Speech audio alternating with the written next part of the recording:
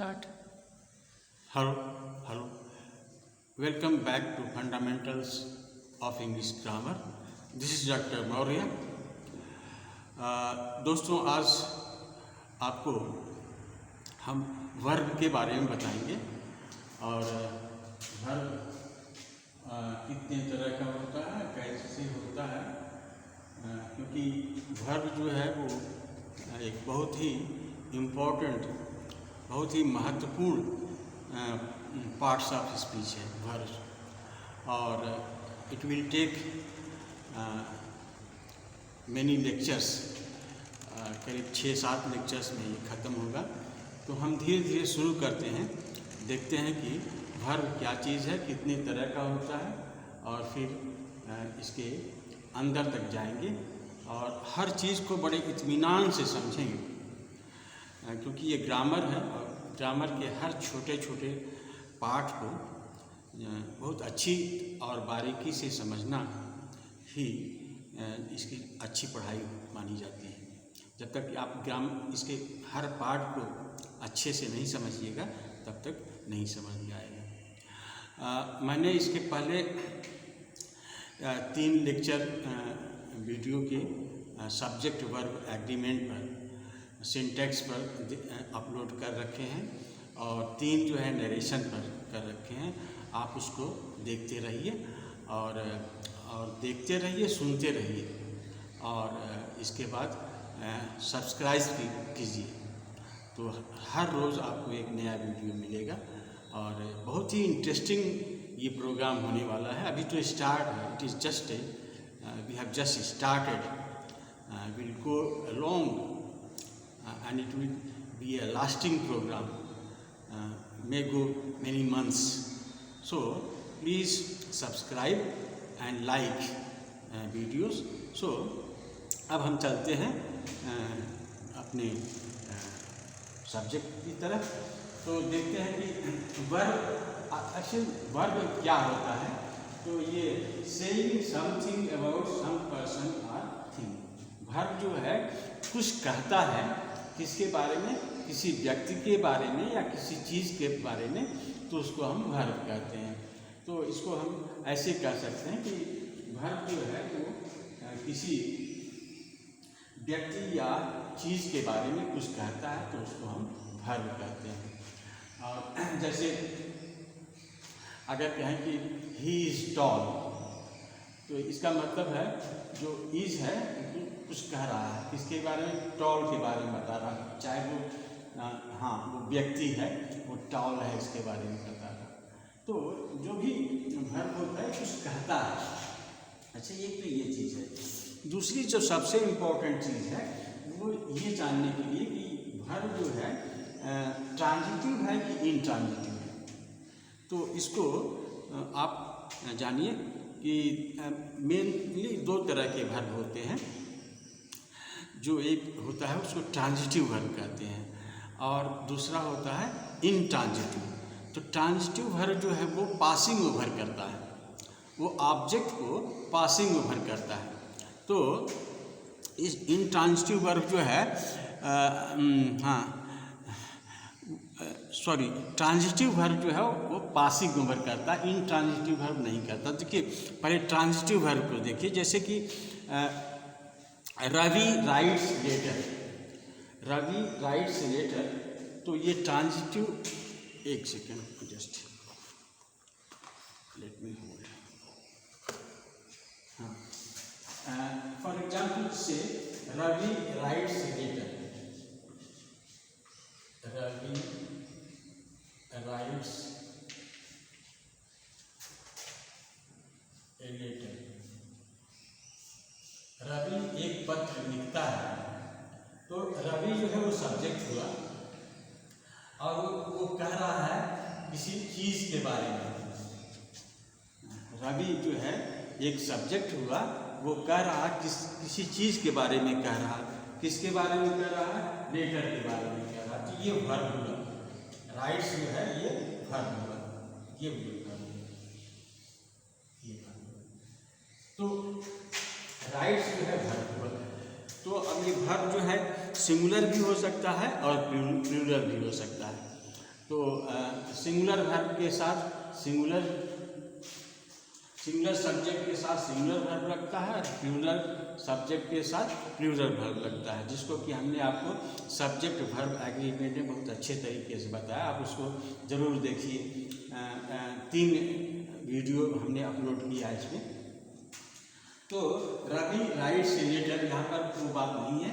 ये राइट्स आप जानिए ये वर्ब हुआ, और ये वर्ब करता क्या है, ये पास ओवर करता है, ये पास ओवर करता है। तो जब ये पास ओवर करता है, ट्रांजिटिव का मतलब ही होता है पासिंग ओवर। किसको पास ओवर करता है? ऑब्जेक्ट को। ये एक ऑब्जेक्ट फेंकता है, ऐसे सोचिए, ये जो ऑब्जेक्ट फेंकता है, कौन? राइट्स जो है एक ऑब्जेक्ट फेंकता है। तो इसको हम जो वर्ब जो पास ओवर करता है उसको हम ट्रांजिटिव वर्ब कहते हैं। जैसे ही गिव्स ए पेन, तो गिव जो है वो क्या फेंकता है? एक ऑब्जेक्ट फेंकता है, पास ओवर करता है, तो उसको हम कहेंगे कि ये ट्रांजिटिव वर्ब। ट्रांजिटिव वर्ब मतलब होता है ये पास ओवर करता है।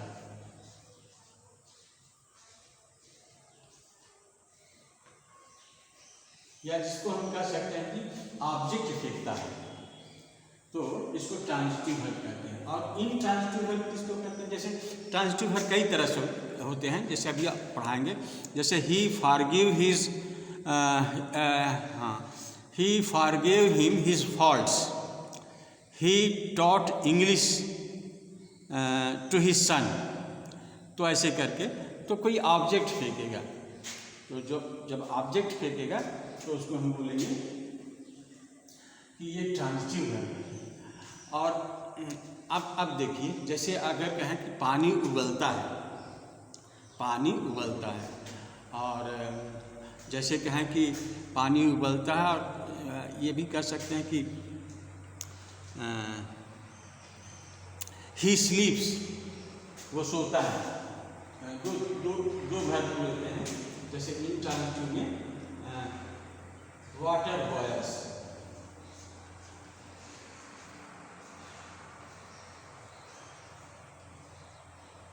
अब ये जो है ये कोई चीज़ नहीं फेंकता है, यहीं पर स्टॉप हो जाता है।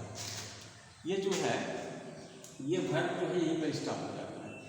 अगर आगे बढ़ेगा तो इसके बाद प्रीपोजिशन आएगा, बहुत सारी चीज़ आएगा। जैसे वाटर बॉयल्स इन केटल हो सकता है, और भी कुछ हो सकता है, लेकिन ऑब्जेक्ट नहीं आएगा। उसी तरह से अगर कहें कि दे स्लीप,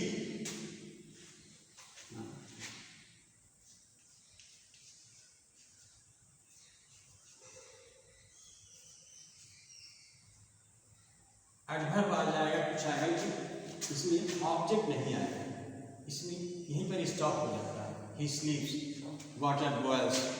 तो इस तरह के जो वर्ब होते हैं उसको हम इंट्रांजिटिव वर्ब, अकर्मक क्रिया कहते हैं।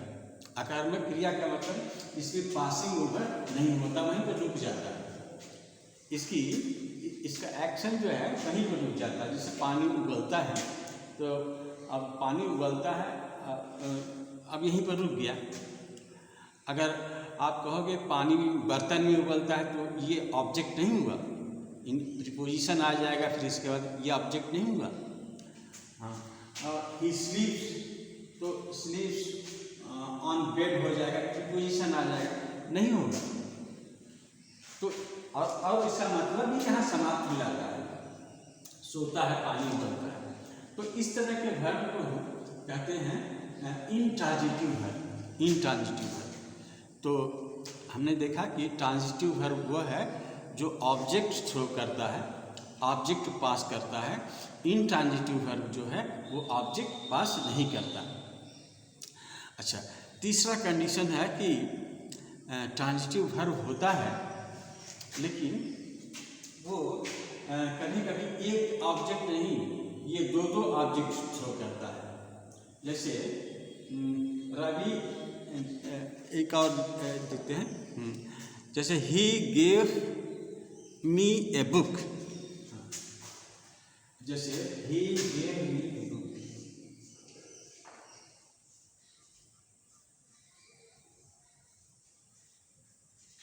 he gave me a book,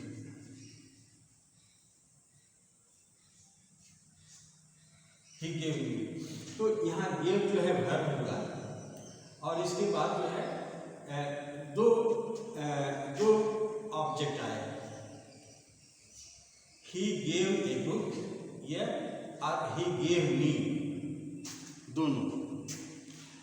तो एक को कहते हैं जब दो ऑब्जेक्ट आता है तो एक को कहते हैं डायरेक्ट ऑब्जेक्ट और एक को कहते हैं इनडायरेक्ट ऑब्जेक्ट। तो डायरेक्ट ऑब्जेक्ट कौन होता है? जिसके बिना ये अधूरा सा लगता है। जैसे ही गेव ए बुक, तो ये डायरेक्ट होगा क्योंकि ये सटीक बैठता है। ही गेव मी का उतना मतलब नहीं निकलता जितना कि ही गेव ए बुक। तो बुक को हम बोलते हैं डायरेक्ट ऑब्जेक्ट, ये डायरेक्ट ऑब्जेक्ट है। और मी को बोलते हैं इनडायरेक्ट ऑब्जेक्ट, ये इनडायरेक्ट ऑब्जेक्ट है। तो इनडायरेक्ट ऑब्जेक्ट है। तो अगर दो ऑब्जेक्ट फेंकता है तो एक को कहते हैं डायरेक्ट ऑब्जेक्ट, दूसरे को कहते हैं इनडायरेक्ट ऑब्जेक्ट। इसको हम इसलिए पढ़ा रहे हैं क्योंकि इसके बिना कोई चीज़ something is like, for example अगर हम एक्टिव पैसिव वॉइस पढ़ाना चाहेंगे तो बिना इसके हम बता नहीं सकते कि एक्टिव वॉइस पैसिव वॉइस क्या है। जैसे सभी वाक्यों को हम एक्टिव से पैसिव वॉइस नहीं बदल सकते, सभी वाक्यों को हम एक्टिव से पैसिव में नहीं बदल सकते। तो किन वाक्यों को एक्टिव से पैसिव में बदल सकते हैं? जिनका वर्ब ट्रांजिटरी होता है, जिनका वर्ब ट्रांजिटिव होता है। जो ऑब्जेक्ट फेंकते हैं उन्हीं को हम एक्टिव से पैसिव में बदल पाते हैं। और जिनके वर्ब इनट्रांजिटिव होते हैं, अकर्मक होते हैं, उनको हम एक्टिव से पैसिव में नहीं बदल सकते। तो एक तो ये इसका वजह है कि आपको इसको जानना जरूरी है कि जब हम एक्टिव पैसिव के उसमें आएंगे तो आपको इसको जानना बहुत ज़रूरी है। तो इसलिए भी हमने आपको बता दिया कि ऑब्जेक्ट दो तरह के वर्ब होते हैं, ट्रांजिटिव, इनट्रांजिटिव। ट्रांजिटिव का मतलब होता है कि पासिंग वर्ब, जो ऑब्जेक्ट थ्रो करता है। तो यह एक ऑब्जेक्ट थ्रो करता है, दो भी ऑब्जेक्ट थ्रो करता है। तो दो ऑब्जेक्ट जो थ्रो करता है तो एक को कहते हैं डायरेक्ट ऑब्जेक्ट, दूसरे को कहते हैं इनडायरेक्ट ऑब्जेक्ट। और ये इनट्रांजिटिव वर्ब में ये ऑब्जेक्ट थ्रो नहीं करता, वर्ब जो है वही लिमिट कर देता है, वही स्टॉप कर देता है, इसलिए इसको बोलते हैं इनट्रांजिटिव वर्ब। जैसे एक और उदाहरण देते हैं,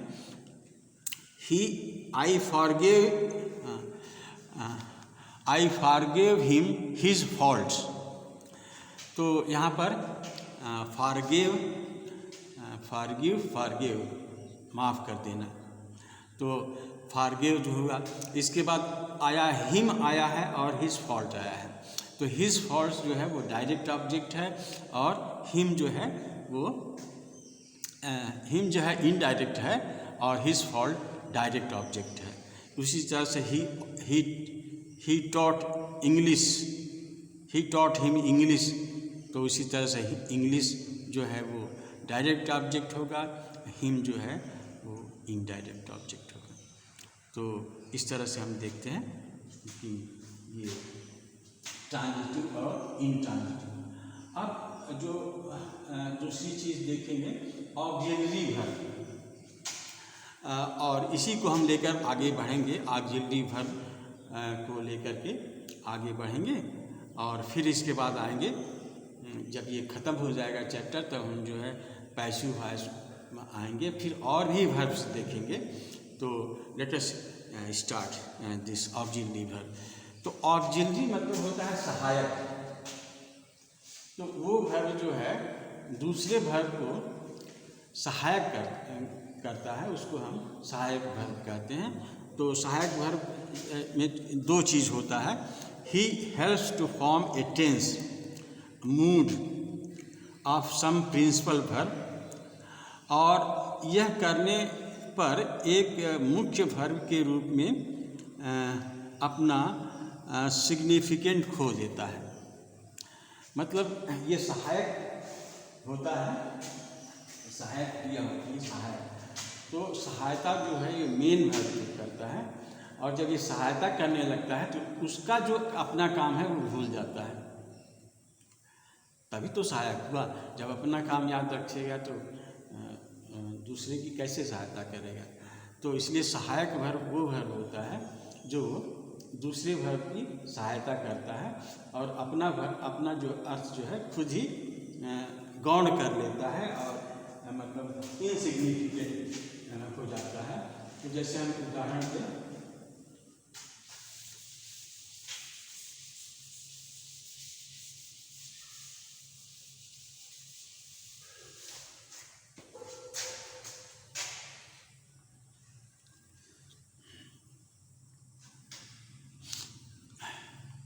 जैसे एक कोई सेंटेंस लिखते हैं, I have come from home.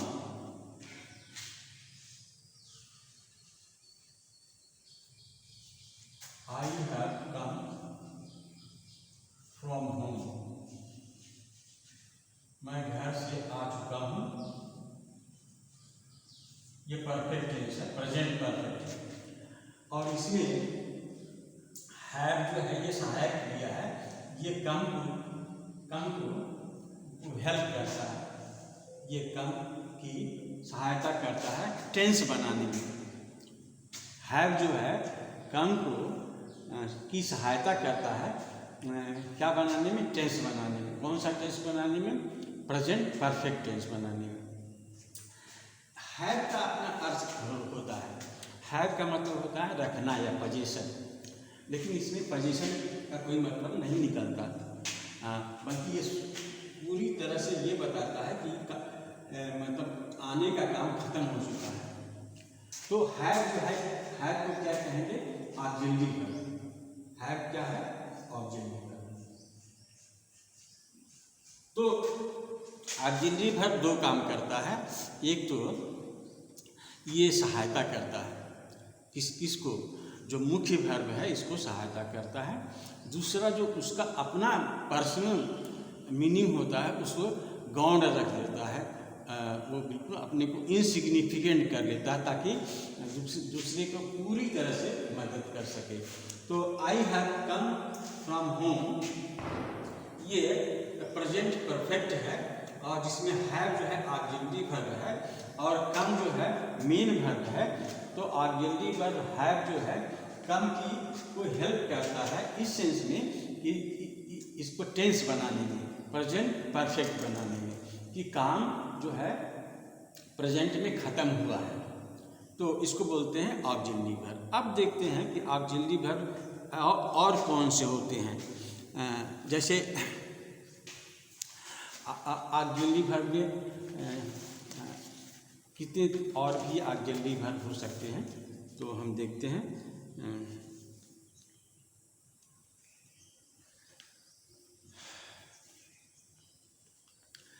Auxiliary verb 6 तरह के हैं।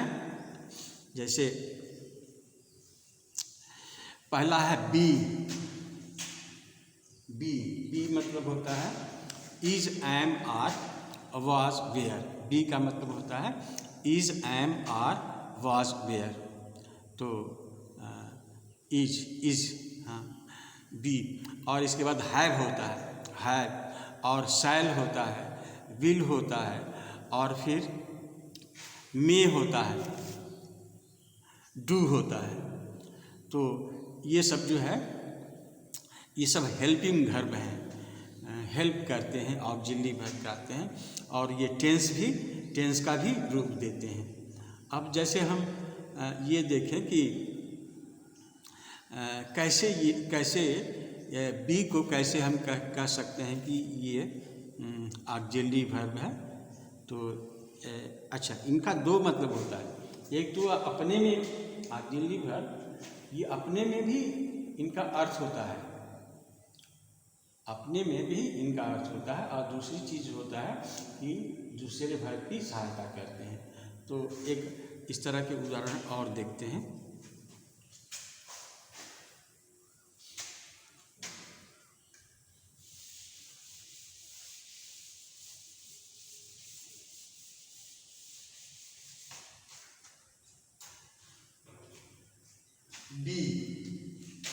बी का मतलब होता है इज एंड आर,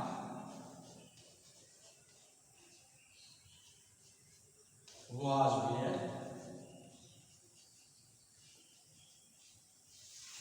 एक सिंगुलर होगा, प्लूरल होगा, सिंगुलर प्लूरल होता, आई के साथ प्रेजेंट में एम लगता है। तो अब इसको देखेंगे कि ये कैसे ऑक्सिलरी वर्ब है, इज कैसे ऑक्सिलरी है। जैसे इसके दो मीनिंग होंगे, जैसे इज है इसका दो मीनिंग होता है। एक तो किसी चीज़ का अस्तित्व है, अगर लिख देंगे गॉड इज, और यहीं पर फुल स्टॉप दे देंगे, तो यहाँ पर इसका क्या मतलब हुआ? गॉड इज मतलब होता है भगवान है, इसका मतलब गॉड एग्जिस्ट, भगवान का अस्तित्व है, गॉड इज। तो यहाँ पर इसका अपना मतलब है, इसका मतलब होता है, यहाँ पर ऑक्सिलरी वर्ब नहीं है। लेकिन अगर लिखे ही इज लव्ड,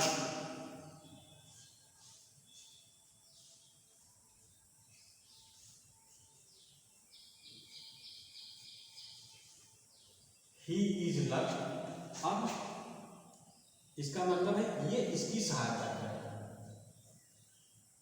ये पैसिव वॉइस।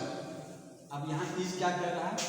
इज जो है पैसिव वॉइस बनाने में सहायता किया, और इसका अपना कोई मतलब नहीं रह गया, इसका अपना कोई मतलब नहीं रह गया, और ये इसको पैसिव सेंटेंस को पैसिव वॉइस बना दिया। यहाँ पर इसका अपना महत्व है, क्योंकि ये हेल्पिंग वर्ब नहीं है, यहाँ ऑक्सिलरी वर्ब नहीं है, यहाँ पर ऑक्सिलरी वर्ब है। यहाँ पर इसका मतलब होता है God exist, God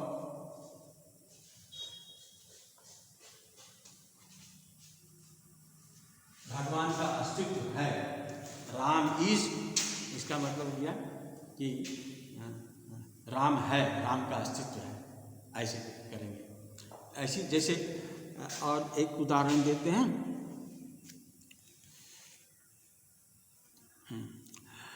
there are many man, तो अब प्लूरल में देयर आर मेनी मैन का मतलब हो गया कि बहुत से आदमी, इसका मतलब यहाँ पर ये हो गया, यहाँ पर वो ऑक्सिलरी वर्ब नहीं है, देयर आर मेनी मैन का मतलब हो गया बहुत से आदमी हैं। ये खुद अपने में एक वर्ब है, इसका मतलब होता है, आर मतलब है, तो बहुत आदमी के अस्तित्व को स्वीकारता है, बहुत आदमी के अस्तित्व को स्वीकारता है। देयर आर मेन का मतलब बहुत से आदमी हैं, तो बहुत से आदमी के अस्तित्व को स्वीकारना का मतलब हुआ कि ये ऑक्सिलरी वर्ब नहीं है, ये अपना वर्ब है, अपना मीनिंग लिए हुए है। अगर कहें कि दे आर लव्ड, तब हम कहेंगे, अगर हम लिखें they are loved,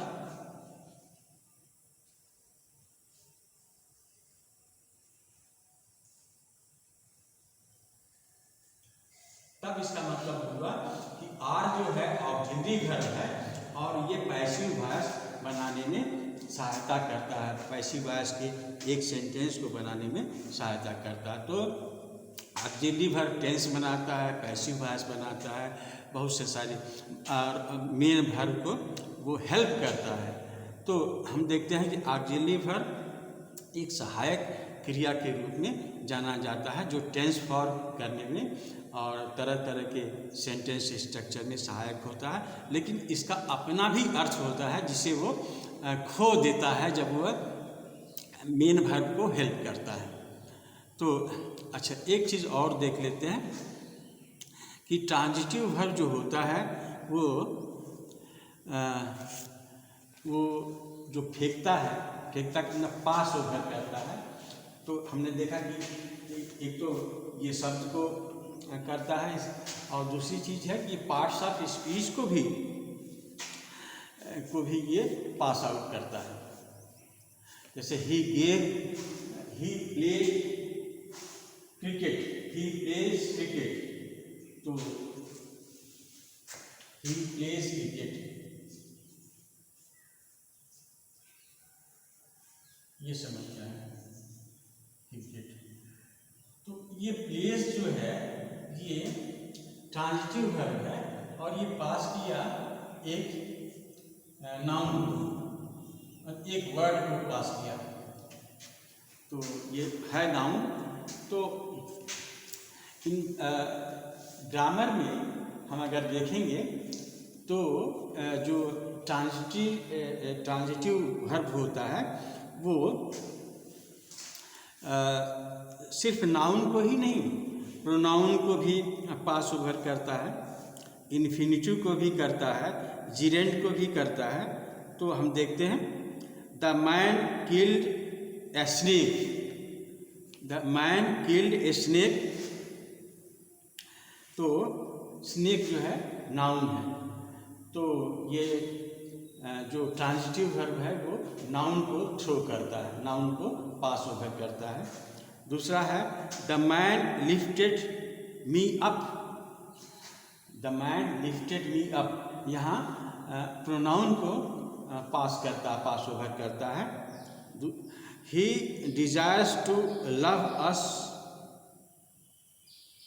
he desire to leave us tomorrow, leave मतलब छोड़ना, तो टू लीव का मतलब होता है छोड़ना, तो ये इन्फिनिटिव है, तो इन्फिनिटिव को भी पास ओवर करता है।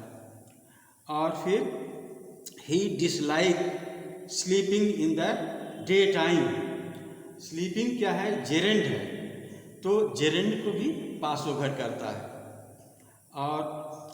और एक ये फ्रेज को भी पास करता है। नो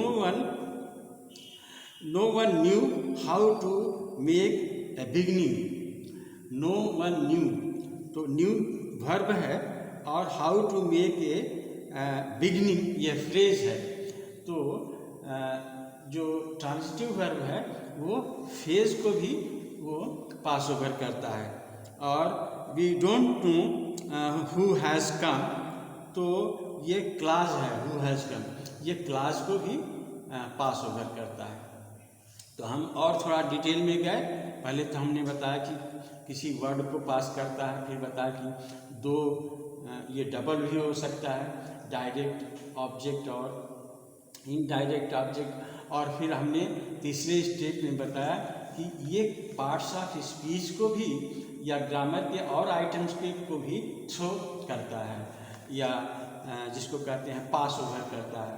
तो किसको पास ओवर करता है, नाउन को पास ओवर करता है, प्रोनाउन को करता है, इन्फिनिटिव को करता है, जीरेंड को करता है, फेज को करता है और क्लास को करता है। तो हम देखते हैं कि ये ऑक्सिलरी वर्ब है। और हमने ये भी बताया कि ऑक्सिलरी वर्ब जो है बी का मतलब होता है is, am, are, was, were. और इसको हमने बताया कि किस तरह से ये ऑक्सिलरी वर्ब होते हैं जो मेन वर्ब की सहायता करते हैं, लेकिन जब वो सहायता करने लगते हैं तो अपना उनकी मीनिंग होती है उसको वो भूल जाते हैं, या उसका अर्थ गौण हो जाता है या नहीं के बराबर रह जाता है। जैसे हमने अभी बताया कि गॉड इज, तो इज का मतलब होता है, इसका मतलब भगवान का अस्तित्व है। तो यहाँ पर ये इसका रियल मीनिंग ये है। लेकिन जब ऑक्सिलरी वर्ब के रूप में इसका प्रयोग करेंगे, ही इज लव्ड, इसका मतलब है कि यहाँ पर ये लव की को हेल्प कर रहा है, और इस जो है अपना जो अस्तित्व है वो खो दिया है। और क्यों खो दिया है? क्योंकि ये पैसिव वॉइस में इसको टर्न करना चाह रहा है। तो ये आज हमने आपको 2-3 ऐसी चीज़ें बताई जो कि फंडामेंटल्स है, बेसिक्स है, जिसके जाने बिना आगे हम नहीं बढ़ सकते थे। अब हम आगे बढ़ेंगे और आजीवन भर जो है वो पढ़ेंगे। तो this is all for today. Hope you like this programme. Be continue with us. This programme will be going to very interesting, very academic, I assure you. So that's all for today. Please subscribe, like and share. Thank you very much.